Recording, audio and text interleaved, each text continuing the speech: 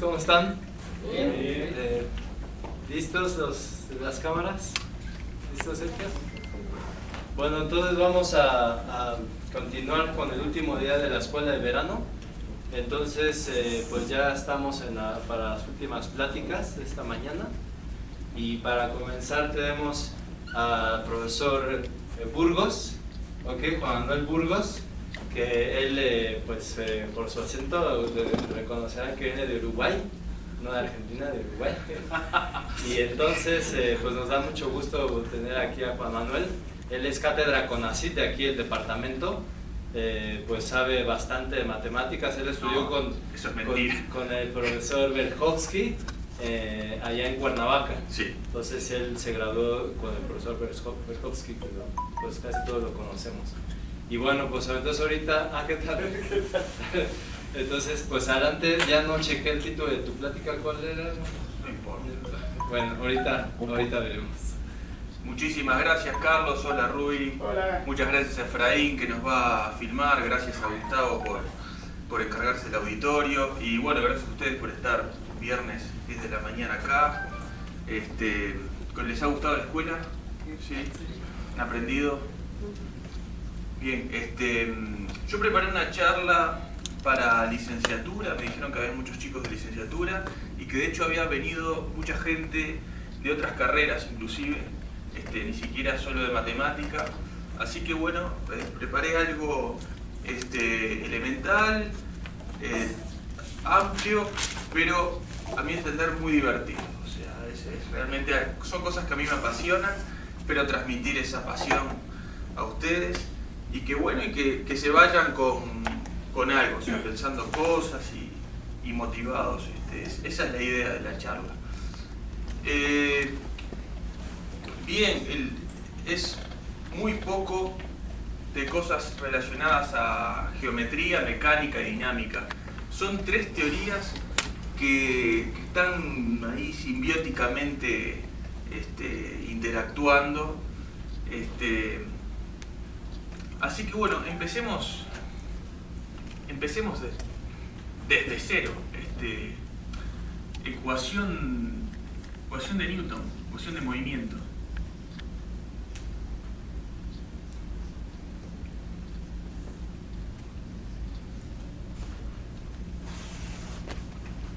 ¿Esto lo han visto alguna vez? ¿Entienden los símbolos? ¿Sí? Esta es la ecuación dinámica que describe la trayectoria de una partícula en un potencial U. U es una función, vamos a pedirla C infinito,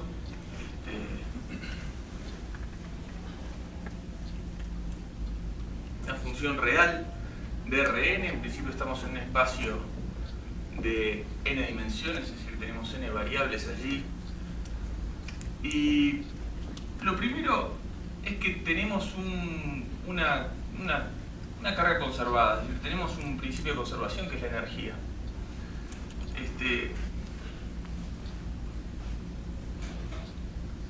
Una cosa a lo largo de la charla, por ejemplo, X en realidad es X vector, pero no lo escribo, y B también es B vector, pero tampoco lo escribo. ¿Sí? Esos son los abusos que voy a hacer. Aquí hay n variables, que son de este Rn, y aquí hay otras n variables, es decir, esto son dos n variables. ¿Okay?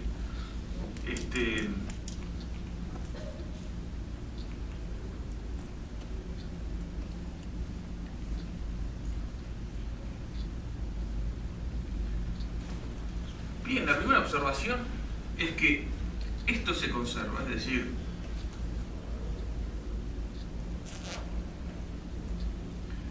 cuando yo sustituyo una solución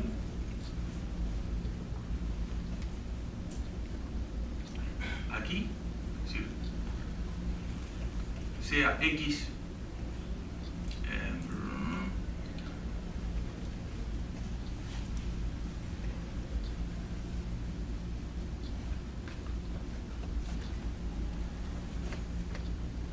cuando yo sustituyo una solución aquí, esto es constante.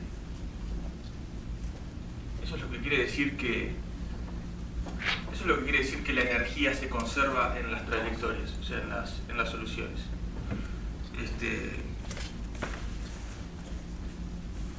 La prueba es muy sencilla. Derivemos respecto al tiempo, este de aquí.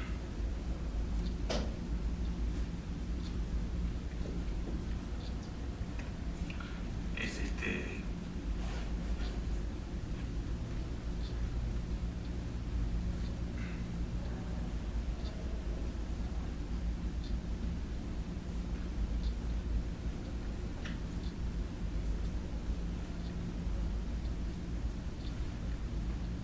baja un 2, cancela bla bla bla.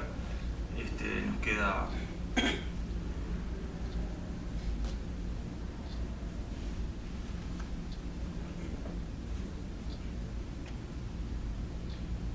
derivada de u de xt, entonces queda esto.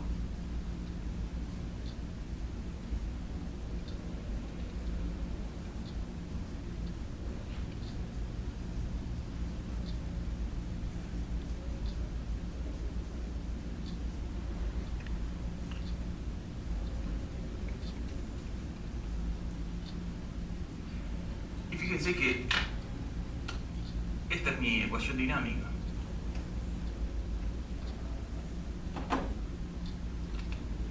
Así que esto es cero.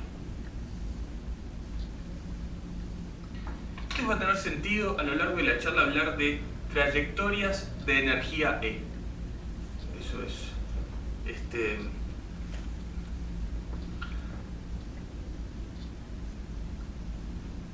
Así podemos hablar de trayectorias con una energía prefijada.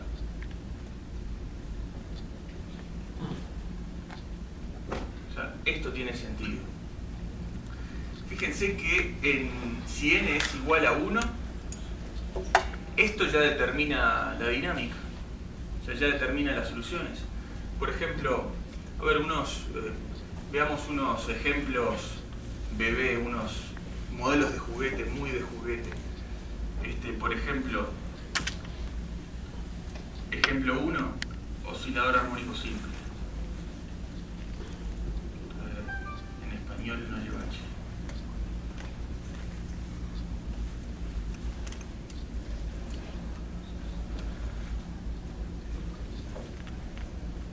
U de X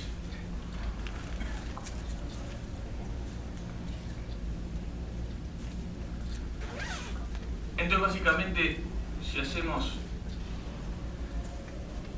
esto que se llama el retrato de fase, un diagrama posición-velocidad, tenemos que ver cuáles son las curvas de energía constante.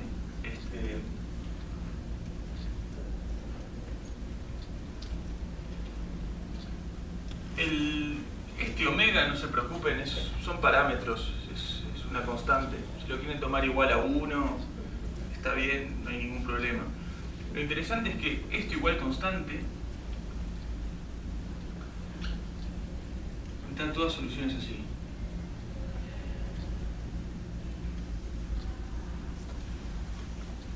Van a ser elipses. Y ahí va a haber un punto crítico.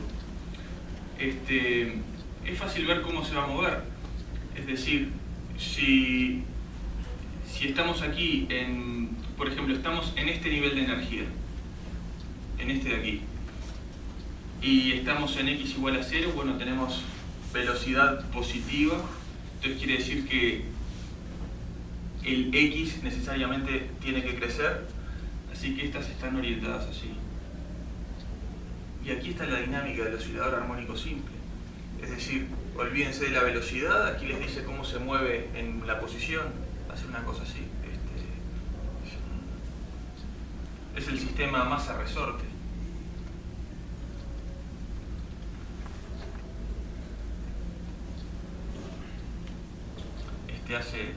Oscila así. Bien, un ejemplo un poco más interesante es el péndulo simple.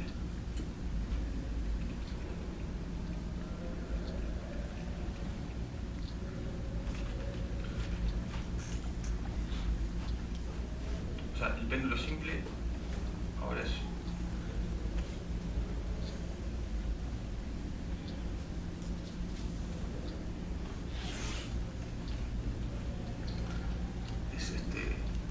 así esto, sí. Pi, pero ahora el potencial es diferente.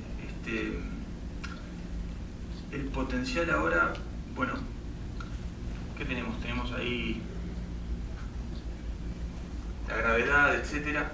Después que ponen todo en la coordenada θ, les queda que el potencial, bueno, es potencial de la posición, o sea, lo voy a poner en dos variables, x e y, es mgi, entonces básicamente lo pongo en las coordenadas θ, es mg menos L coseno θ. Entonces la energía, de vuelta lo escribo en las coordenadas θ, es la velocidad ahora va a ser Lθ punto, así que queda m sobre 2, L cuadrado, θ punto cuadrado, menos mgl coseno θ. Listo. ¿Cómo queda el retrato de fase? Lo mismo. Ah, perdón, θ y θ punto.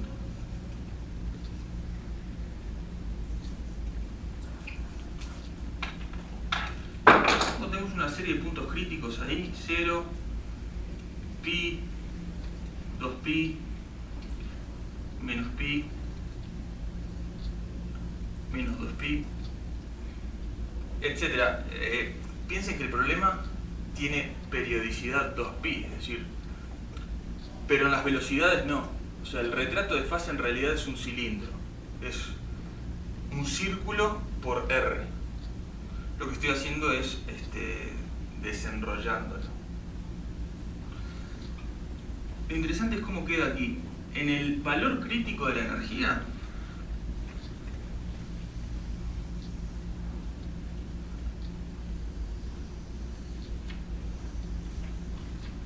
parecer algo así.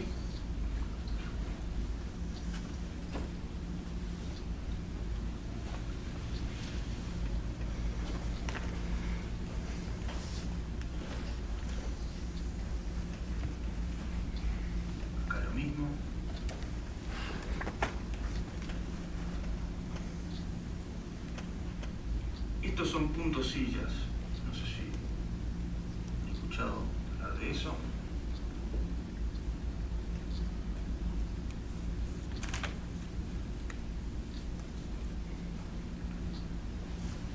Y así. Y aquí arriba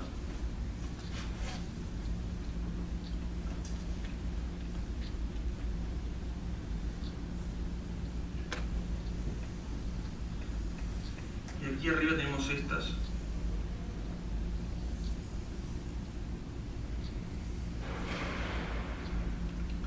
Y fíjense, hay dos órbitas bien distintas. Están las supercríticas, estas de aquí. Estas de aquí es que tengo suficiente energía para dar una vuelta entera. Es decir, estoy aquí, tengo la suficiente energía para pasar el punto crítico, volver y entonces doy todas las vueltas que yo quiera. Simplemente espero lo suficiente, doy todas las vueltas que quiera. Y en el caso subcrítico eso no ocurre, el péndulo queda haciendo así y no da ninguna vuelta. Entonces hay dos órbitas bien distintas y después está el caso crítico. Esto es para preguntar, esto es para introducir la siguiente pregunta. Borro aquí.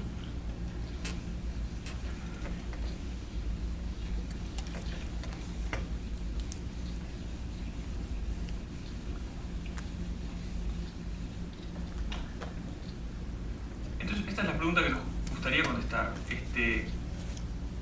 Dados dos puntos,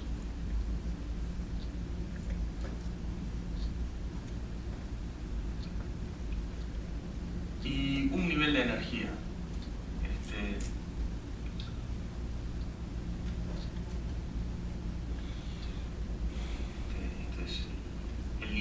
energía que vamos a elegir.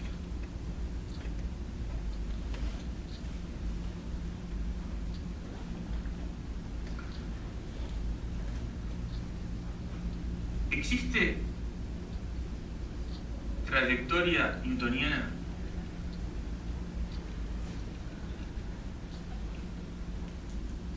De energía E.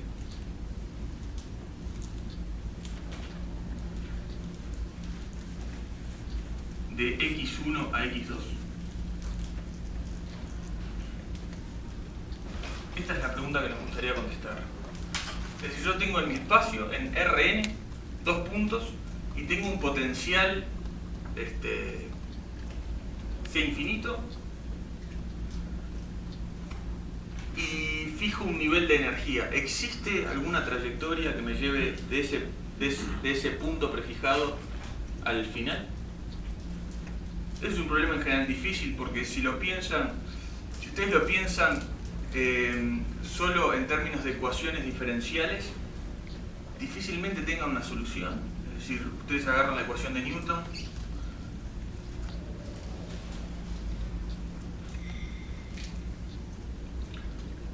la ven como ecuación diferencial y bueno, tienen teoremas de existencia y unicidad locales, o sea, tienen por los teoremas clásicos, por ejemplo, de salida de compacto, si ustedes están en un espacio compacto, entonces aseguran que la solución va a existir para todo tiempo, etc. Pero no tienen ninguna información global de a dónde vaya a parar esa solución. O sea, si yo me paro en un punto inicial, ¿cuál es mi horizonte de posibilidades? Eso en principio, ese problema global, solo de la ecuación diferencial, yo no conozco ningún teorema que lo diga. Entonces, ¿cómo vamos a resolver este problema? Vamos a encajar esta teoría en otra teoría donde sí podamos solucionarlo. Eso es lo bello de la matemática. Podemos agarrar una teoría, bueno, no siempre a veces, pero cuando ocurre es belleza total. Agarramos una teoría, la encajamos en algo que a priori no tiene mucho que ver, pero en esa otra teoría la solución resulta trivial. O sea, en un mundo era muy difícil, casi imposible, lo veo desde otro lado y resulta hasta casi trivial. Entonces, nosotros, para contestar esta pregunta, nos vamos a sumergir un ratito en geometría riemanniana. Nos vamos a ir a geometría. Vamos a ver que en ese mundo esta pregunta se contesta. Antes un ejemplo para motivar por qué no es trivial. O sea, en dimensión 1 todo es trivial. Tan trivial que solo la energía determina la dinámica. Es demasiado trivial. En dimensiones más altas no. Ejemplo en dimensión 2.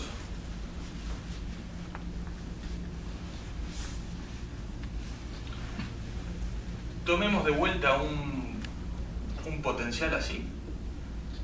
Tomemos este potencial de vuelta.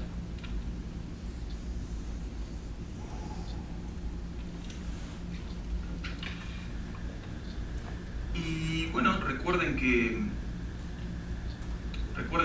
cómo es la energía.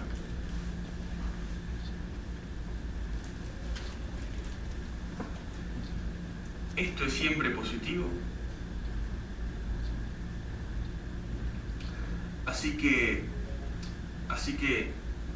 si yo tengo una energía prefijada, necesariamente los valores de I posibles tienen que ser menores o iguales a E sobre mg. De vuelta, olvídense de mg, o sea, eso es para darle un sabor físico, pero pueden poner m y g iguales a 1. Lo que importa es esto que estamos viendo. Entonces, en principio, haciendo lo mismo que hicimos ahí, nosotros tendríamos esta situación. Aquí está el x, aquí está el y. Aquí tenemos un valor límite de y que no puede superar, que es E sobre mg. Sin embargo, si yo empiezo en un punto aquí y veo todas las soluciones, todas las trayectorias newtonianas que parten de aquí con este potencial, va a pasar lo siguiente, no voy a alcanzar cualquier valor de I. Fíjense cómo son las trayectorias. Por ejemplo, si primero lo tiro hacia arriba, tiro la piedra hacia arriba, esto sube hasta acá, alcanza el valor máximo y después inmediatamente baja. Después lo tiro un poquito con velocidad X, hace una parábola así. Pues un poquito más.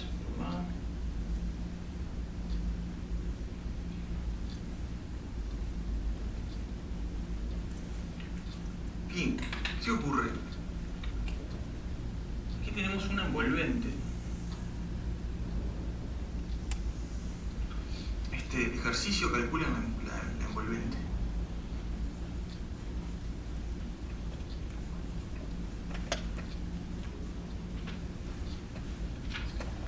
Pero ¿cuál es la moraleja de este ejemplo simple? Que yo parto de este x1 y no puedo alcanzar un punto como este, por ejemplo. Solo puedo alcanzar los que están dentro del envolvente. No puedo alcanzar los de afuera. Esto ya se dan cuenta que el problema no es tan trivial. Si existe una... Obvio que si aumento el nivel de energía, voy aumentando el nivel de energía, eventualmente, bueno, esto va subiendo, la envolvente también, eventualmente cubre este punto. Pero siempre van a haber puntos afuera que no voy a poder alcanzar. Entonces, bueno, la pregunta no es solo esta, la pregunta es si sí o si no, bueno, entonces ¿para qué niveles de energía puedo? ¿Qué puntos puedo alcanzar y cuáles no? Etcétera. ¿Cómo contestar problemas de este tipo? Y son problemas bastante reales. Ustedes en el mundo real tienen un nivel de energía finito y prefijado. Ustedes tienen un dispositivo y no puede exceder tal nivel de energía. Entonces, una pregunta sensata es, bueno, a ver, al menos sin ninguna acción de control, ¿hay algún camino libre de este punto inicial a un punto final que me interesa llegar? Es una pregunta muy real y en general difícil de contestar. Bien. Entonces, para contestar esa pregunta, viajamos un rato a geometría riemanniana.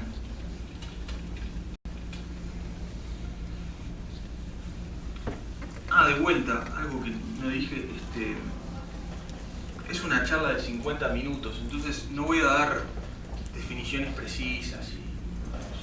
Doy las ideas y que creo que es lo más importante, y después ustedes leen o me preguntan. ¿Cuánto tiempo me queda?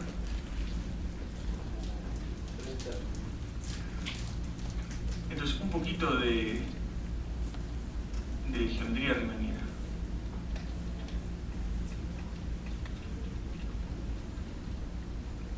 Así que en el espíritu de lo que acabo de decir, de no dar definiciones, voy a decir simplemente una variedad riemanniana es una variedad en la que cada espacio tangente tiene un producto interno y ese producto interno varía C infinito en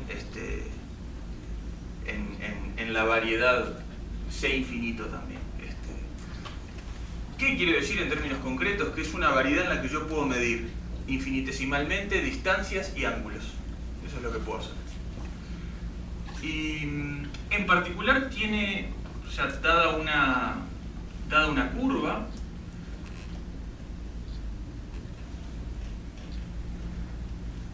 en una variedad riemanniana, C infinito, etc. Tiene sentido entonces hablar de su longitud. Su longitud es medir, o sea, hacer la integral de todas las porciones infinitesimales que sí puedo medir porque ahora en cada tangente tengo un producto interno, en particular una norma.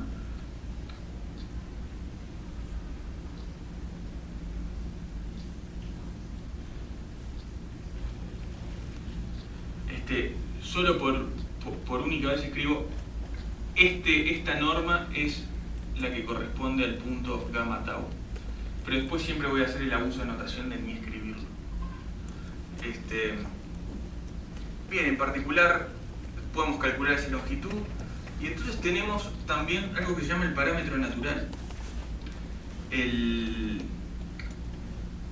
decir, esto está parametrizado en algún parámetro ahí arbitrario, lo puedo parametrizar de una infinidad de formas, pero hay un parámetro que es un parámetro en algún sentido canónico, que es justamente la longitud de la curva.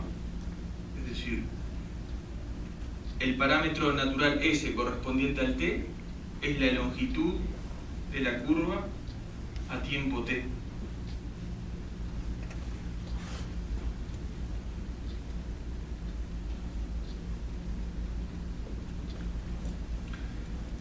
Y en particular, eligiendo este parámetro natural, la derivada respecto de ese parámetro natural tiene norma 1.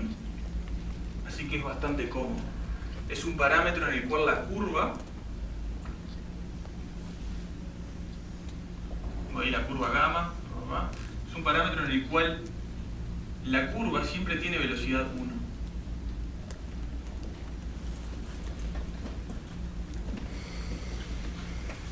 Y borro aquí.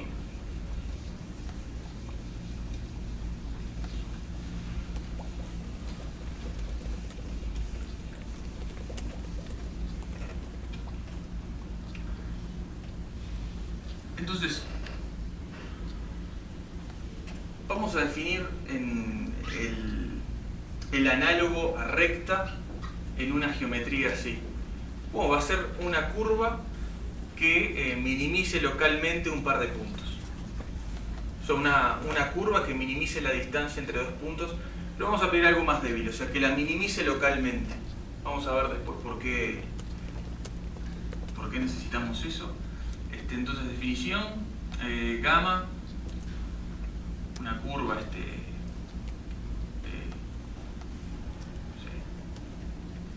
0,1 o R, o sea,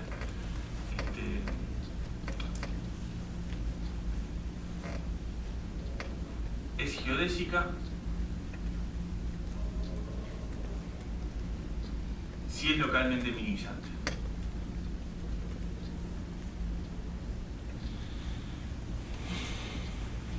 O sea, si localmente entre dos puntos se minimiza la distancia. Pues si ya estamos hablando de mínimo, entonces puede haber cosas complicadas. Por ejemplo, que no exista. O sea, que no exista un mínimo.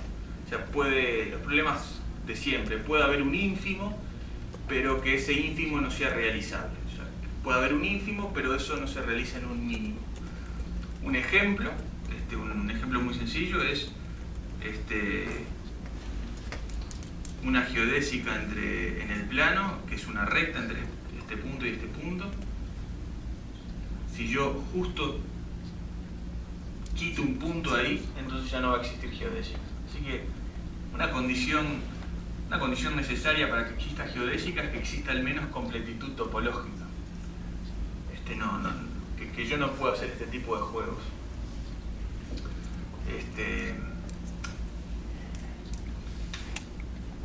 Ejemplos de geodésicas. Conocen mucho. El ejemplo 0 son rectas en el plano. Ejemplo 2, en la esfera, ¿cuáles son las geodésicas? ¿Cuáles son las curvas que minimizan distancia en la esfera?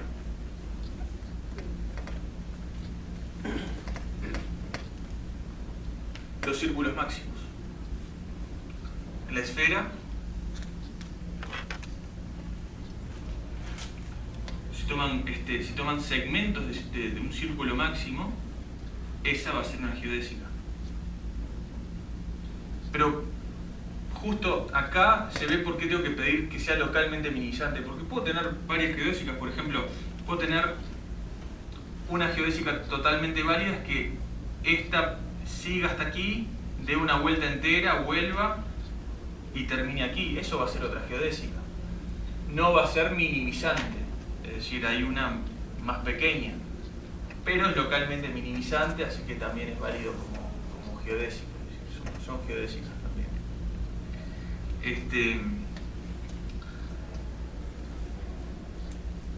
La otra geometría hiperbólica, el disco. El disco con la métrica de Poincaré.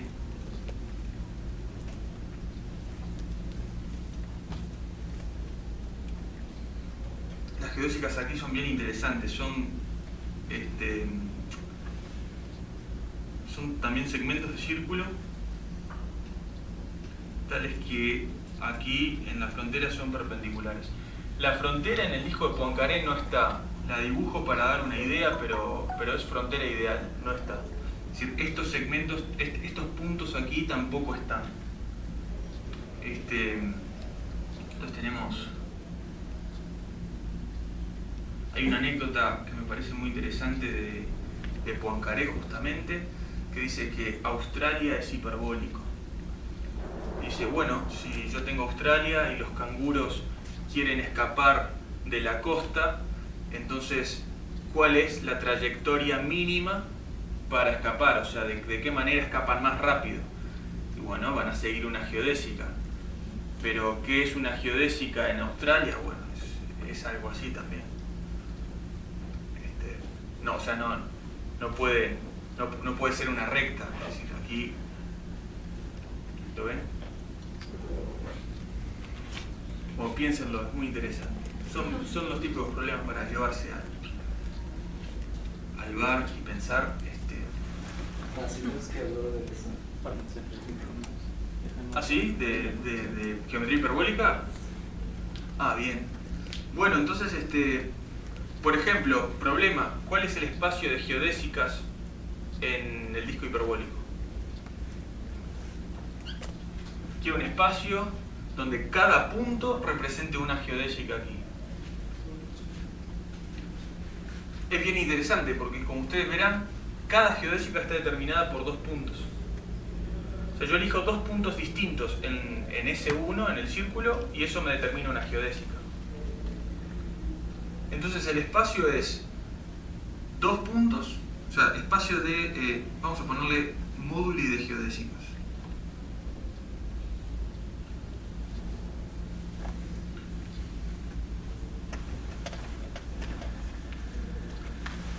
El móduli de geodésicas es 2 puntos distintos, es decir, S1 por S1, y le quitamos la diagonal.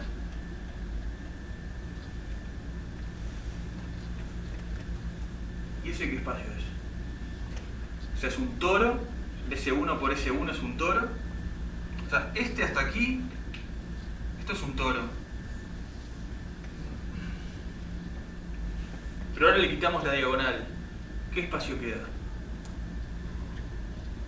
La banda de Möbius. Banda de Möbius infinita. Otra cosa para llevarse al bar y pensar. Desdóblenlo, van a ver que está bueno cómo queda.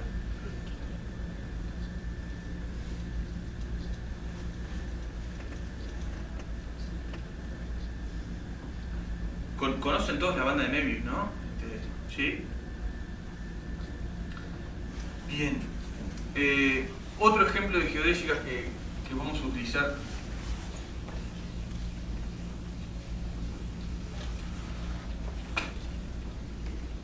Por ejemplo, geodésicas en el toro. ¿Cómo son las geodésicas en el toro? Las curvas que minimizan distancia en el toro. Piénsenlo así, tomen el toro plano, ¿no? Y desenróllenlo. Entonces, esto lo podemos ver como un látiz.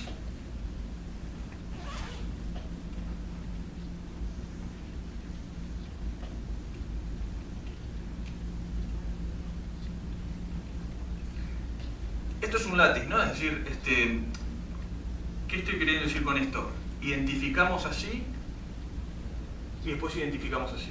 Es decir, todos estos puntos acá son los mismos, por ejemplo. Entonces, ¿qué es una geodésica cerrada aquí? Bueno, un ejemplo es este. O sea, la proyección por pi de esta curva es una geodésica cerrada. Pero tengo uno más interesante, por ejemplo este.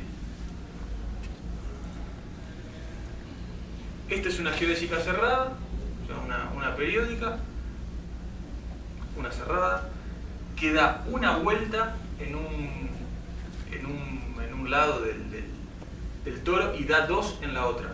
O sea, 1 y 2 en la otra. Puedo tomar esta que da 1 y 1, por ejemplo, y así puedo ir. Y todas esas son geodésicas que no son homotópicas, son geodésicas distintas.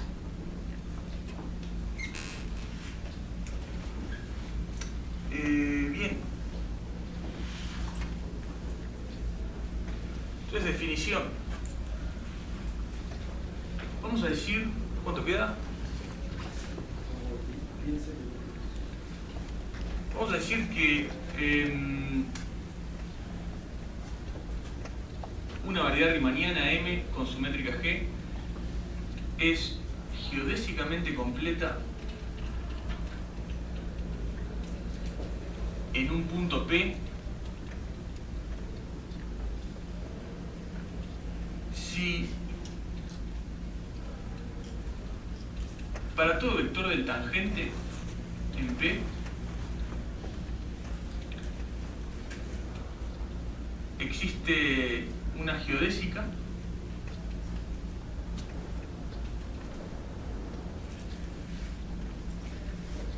pero que se extiende indefinidamente, o sea que la puedo definir hasta más infinito.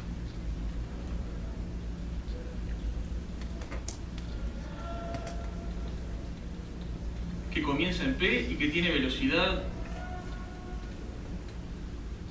el vector B del tangente.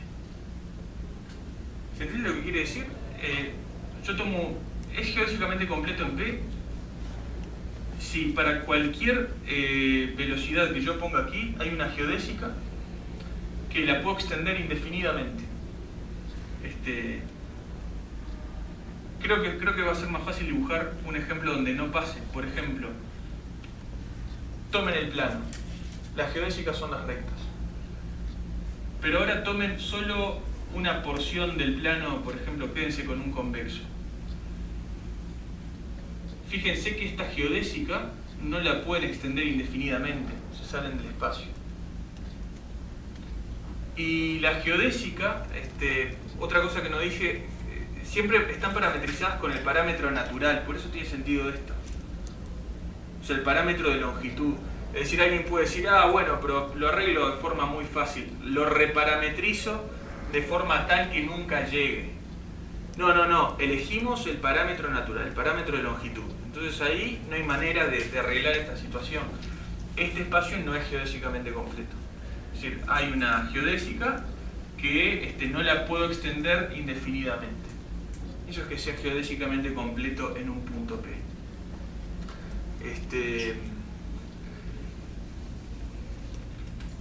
1 y 2 vamos a decir que es geodésicamente completo si es geodésicamente completo en todos los puntos.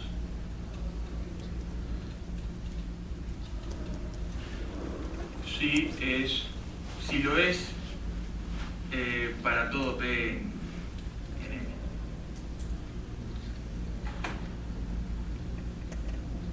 Entonces, teoremazo de Joffrino. Es un teoremazo.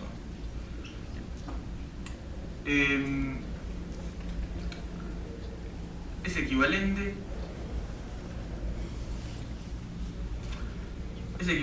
que sea M es geodésicamente completo, o sea, que lo sean todos los puntos, es equivalente con que lo sea solo en un punto. O sea, si ustedes encuentran que es geodésicamente completo en un punto, automáticamente lo es en todos los demás puntos de la variedad. Es impresionante. Entonces, M es geodésicamente completo en algún punto P en M. 3. la distancia que dan las geodésicas, bueno, perdón, es eso que dije está mal. Hay una distancia que yo puedo definir a partir de la métrica G, que es tomar el ínfimo de las longitudes de todas las curvas que van de un punto a otro. Eso me da una distancia en sentido topológico, o sea, una métrica. O sea, este MG me da un MD, o sea, como espacio métrico en topología. Lo interesante es que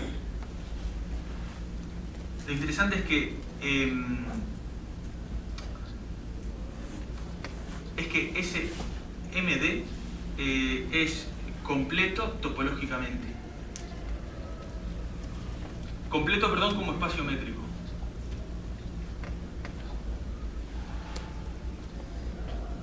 Es decir, la noción de completitud geodésica y completitud topológica coinciden. Es un resultado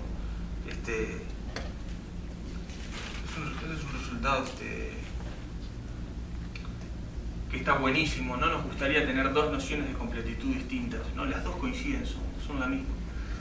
Y después, lo último, cada una de estas, cada afirmación implica esta que es la que nos va a interesar a nosotros para contestar nuestra pregunta original, que ya la borré, pero estaba por ahí. Y es que dados dos puntos arbitrarios, dos puntos X e Y en M, existe geodésica minimizante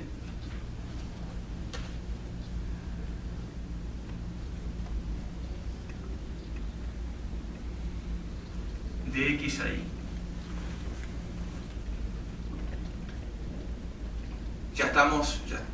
Ya suena mucho a nuestra pregunta original.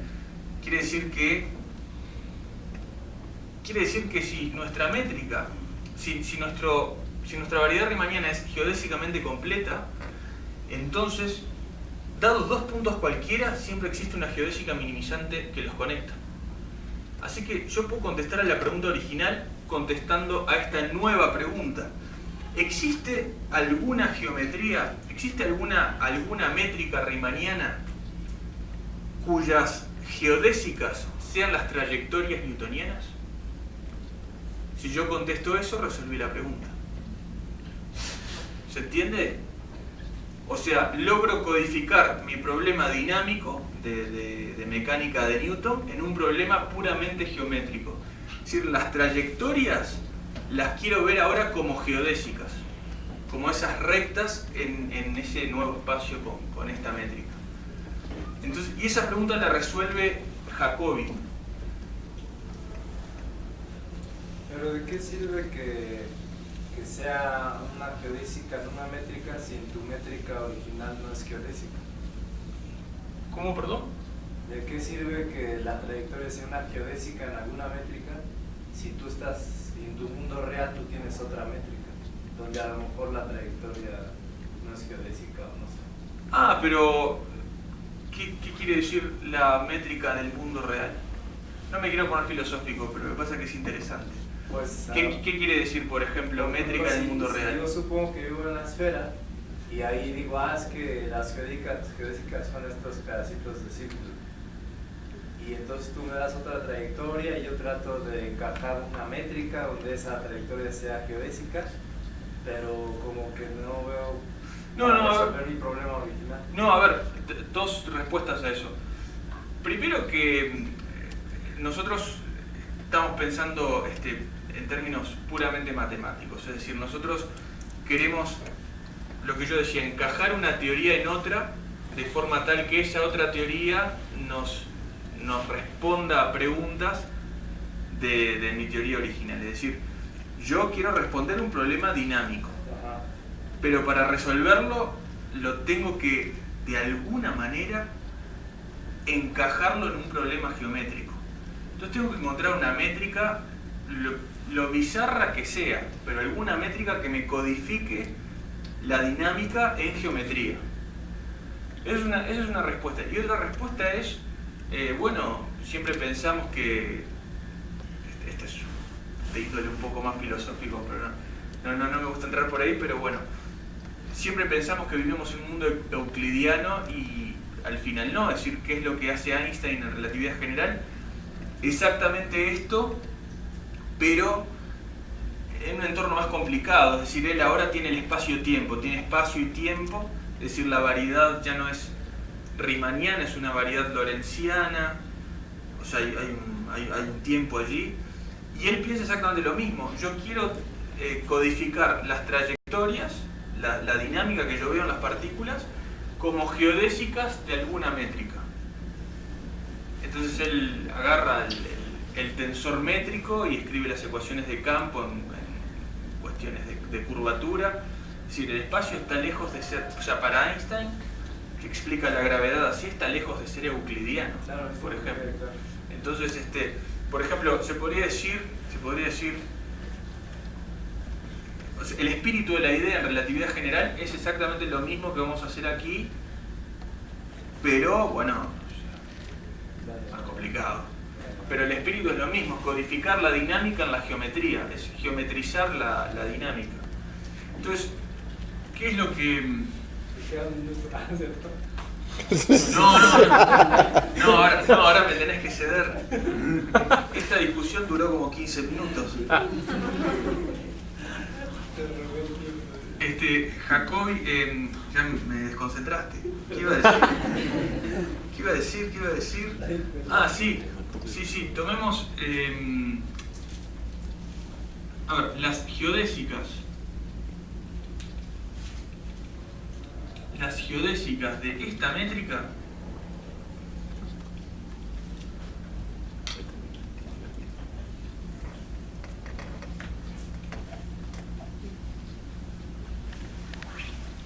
de x1 hasta dxn, n variables allí, son trayectorias newtonianas reparametrizadas.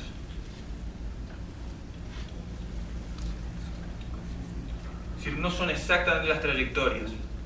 En geometría todo está parametrizado con el parámetro natural, con la longitud. En dinámica todo está parametrizado con el tiempo. Son parámetros distintos. Pero salvo un módulo, una reparametrización, las trayectorias coinciden. Eso es tremendo. Son trayectorias newtonianas reparametrizadas.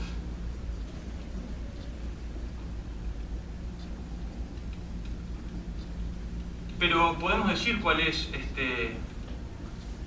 la reparametrización. La reparametrización es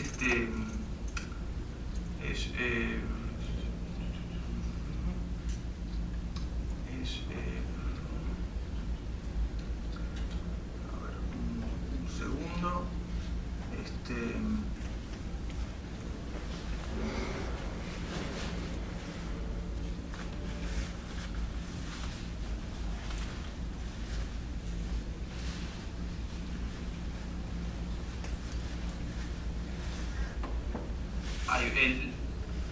La reparametrización respecto a esta métrica que está aquí, que le voy a poner dr por radial, y el tiempo, que es la que me interesa en dinámica, está dada por esta relación. Y ese es el teorema de Jacobi. Entonces, ahora que podemos ver las trayectorias como geodésicas, Hopf-Rinow nos contesta el problema. Es decir, resolvemos el problema original. Entonces, la respuesta al problema sería la siguiente. Vamos a utilizar Jacobi y Hopf-Rinow, o Hopf-Rinow, no sé cómo se pronuncia.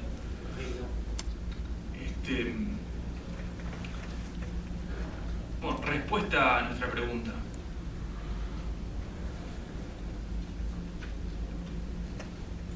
Supongamos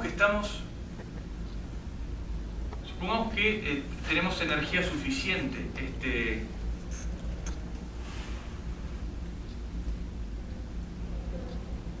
O sea, obviamente no resolvemos todos los casos, pero resolvemos casos importantes. Por ejemplo, el caso supercrítico, ese lo resolvemos. Supongamos que nuestro nivel de energía es estrictamente mayor que u de x para todo x.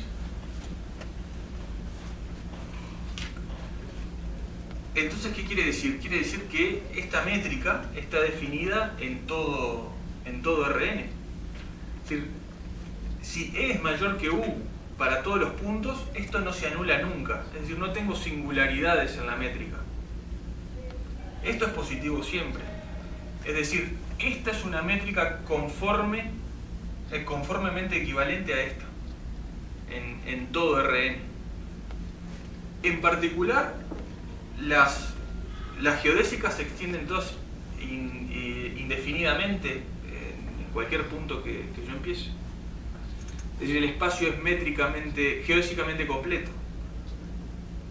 Entonces Geoffroy-Hinton me dice, bueno, entonces dados dos puntos existe una geodésica, y Jacobi me dice, bueno, esa geodésica es una trayectoria.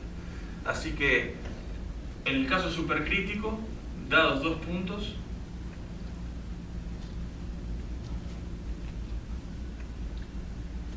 existe trayectoria newtoniana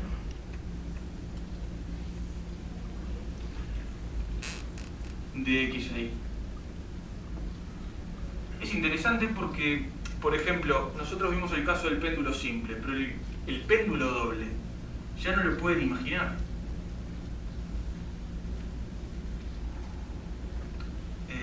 L y L', y aquí tenemos teta, aquí tenemos, por ejemplo, alfa. Eso ya no lo podemos imaginar. ¿Cuál es el espacio de posiciones del péndulo doble?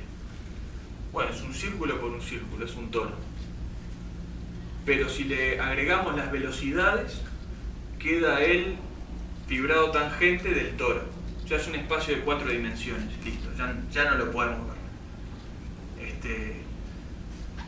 O sea, ya no podemos hacer los dibujitos que estábamos haciendo del retrato de fase porque nos queda de 4 dimensiones, listo, se terminó. Pero igual podemos decir lo siguiente, podemos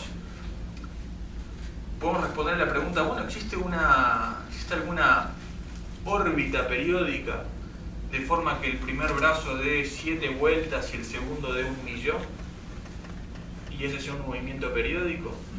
Bueno, lo podemos resolver con las mismas técnicas. Lo hago rápido y termino.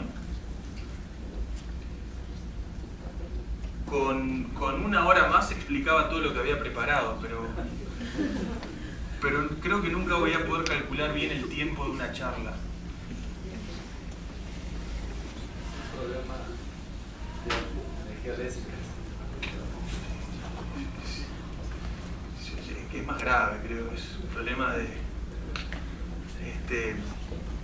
Bueno, hago esto rápido y creo que ya estamos en hora. Hago esto rápido y terminamos. Dijimos, el espacio de posiciones es un toro. Entonces yo lo puedo desenrollar como hicimos antes, que tengo la teselación. Y bueno, entonces en el látiz, ahora en el plano, si estoy en el caso de energía supercrítica, de energía o sea, cumpliendo esta condición, entonces ya Geoffroy-Hinton más Jacobi me dicen que existe una geodésica de un punto a otro.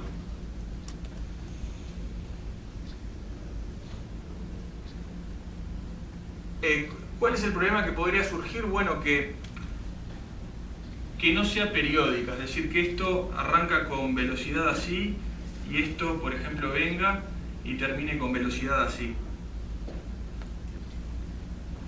Y ahí ya no sería periódico, porque pero eso se resuelve, entre comillas, de manera sencilla, pero los invito a leerlo. Hagan copy-paste de esta geodésica, agárrenla aquí, trasládenla aquí, les va a quedar otra cosa así, y a priori esto podría quedar un camino quebrado, es decir, un camino continuo pero solo suave por partes. Bueno, pero lo que sí es seguro es que va a ser un camino crítico, un camino crítico en la longitud y en particular en la energía o en la acción. Y si es un camino crítico, entonces hay una fórmula, se llama fórmula de primera variación. Eso les recomiendo el libro de teoría de Morse de Milnor. Ahí viene explicado con total detalle esto.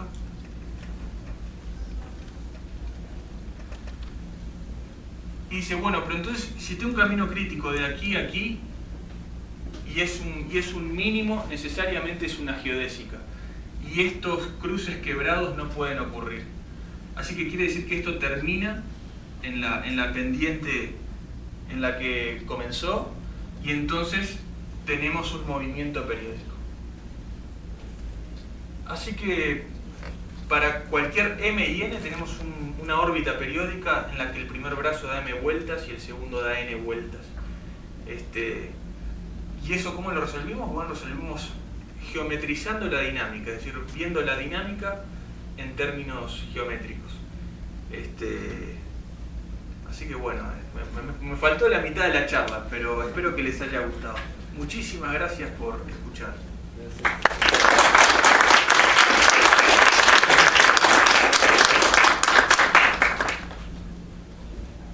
¿Preguntas? Bueno, sí, oye, entonces lo que hiciste no depende del potencial. Cuando lo restas, no, eso quiere decir que quites el potencial y ahí aplicas Hopf-Renault y ya. No, el potencial siempre está. En la geometría, o sea, el potencial nunca lo saqué, esa es la gracia. La gracia es que todo lo que hice, de hecho, es para cualquier potencial. Vale. Solo le pedí C infinito y que esté acotado superiormente para que exista un nivel supercrítico. Son las únicas dos hipótesis que le puse. Y en la geometría está codificado con este factor conforme. Aquí aparece. Sí, o sea, No sé si respondí, no sé si era eso. A lo mejor yo lo dije mal, o sea, no depende del potencial No. Va. Eso es bien interesante porque puedes poner un potencial súper complicado y te dice, mirá, podés elegir condiciones iniciales súper precisas de forma que alcanzás un punto arbitrario, o sea, el punto que quieras. Puedes pasar por un montón de montañitas ahí, un montón de cosas bien difíciles, pero si lo elegís bien llegas, es lo que te dice el teorema. Gracias. Allá. ¿Es necesario que E siempre sea mayor estrictamente que el potencial? Bueno, sí, porque si no, ¿recuerdas cómo era la métrica? La métrica era así. Si llegara a ser igual, quiere decir que en ese punto donde la energía es igual al potencial, ahí esto ya te queda cero. Y ahí entonces tenés una singularidad de la métrica. Entonces vas a tener, por ejemplo, ¿recuerdas el caso que hicimos el plano y le quitamos un punto? Ya no te queda ni siquiera topológicamente completo. No te va a quedar tampoco geodésicamente completo y entonces no puedes asegurar esto. O sea, no puedes usar Hopf-Renault. Pero bueno, en el caso del péndulo tiene puntos de retorno, ¿no? En donde el potencial... En el caso de energía subcrítica. Bueno, ejercicio, revisen los casos que no funcionaron, por ejemplo en el de 2 dimensiones, ¿dónde falla esto? O sea, en qué parte, cuando lo geometrizan, no es geodésicamente completo. Pero el problema es ese, que te aparecen singularidades en la métrica y ya no puedes usar Hopf-Renault.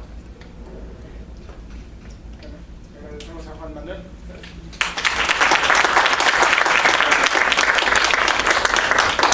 ¿Cómo estás? ¿Todo bien? Riendo. ¿Todo bien? Estoy lleno de aparatos.